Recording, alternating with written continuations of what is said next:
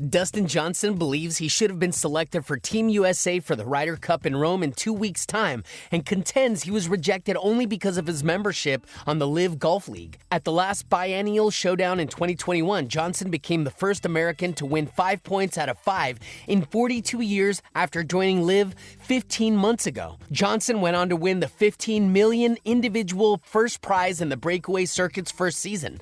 However, in the interim, he was ineligible to earn any qualification points on the PGA Tour due to a ban for enlisting on the Saudi-funded enterprise, and because his results in the majors this year, he came 10th at the US Open but down the field in the other 3. Johnson finished 40th in the Ryder Cup standings. Zach Johnson did select Brooks Koepka, Dustin's LIV colleague, after he came 7th in the points list due to his win at the US PGA and his runner-up place at the Masters. But otherwise, the US skipper all but admitted ignoring the results in LIV. Instead, he picked another former world number 1 in Justin Thomas. Despite his other 2-time major champion missing cuts at the Masters, US Open and Open in 2023, and coming 65th at the US PGA. That inevitably led critics to ask why Thomas was chosen on reputation and not Dustin Johnson. The latter himself obviously wonders the same. I would love to be part of the team, but have I played well enough to be on the team? Yeah, I didn't have the best year. Was it good enough to make the team? I think so. If I would have been playing on the PGA Tour, yeah, I would have made the team. Do I think I can help the USA team?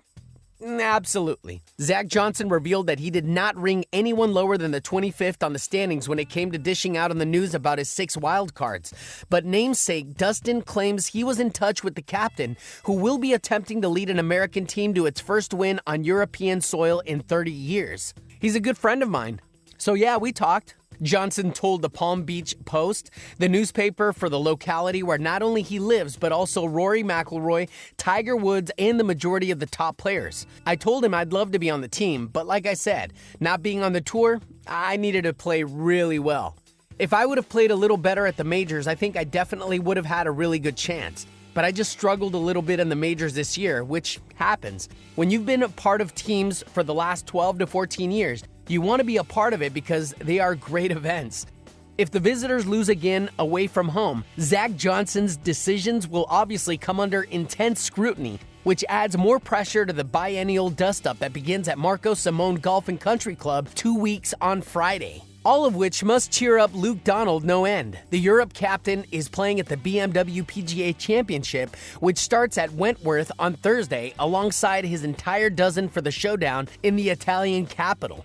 Donald elected some controversial wildcards last week, with Pole Adrian Meronk being snubbed in favor of Dane Nikolai Højgaard, who at 22 is the youngest Ryder Cup pick in 34 years. But Rory McIlroy is adamant that Donald was spot on in making history by bringing Ludvig Åberg into the fold as the most inexperienced player in the event's 96-year history, having played in just 9 tournaments as a pro. I played with Ludvig for the first time on Monday. McIlroy said about the 23-year-old Swede, "I told him I've been looking forward to this. Well, he probably exceeded my expectations. I was on the bandwagon before, and I'm certainly at the front of it now." Åberg and Victor Hovland beat McIlroy and Tommy Fleetwood 3-2 in the 4-ball counter. What do you think about this? You think Dustin Johnson should be included? Let me know in the comments below. Oh yeah.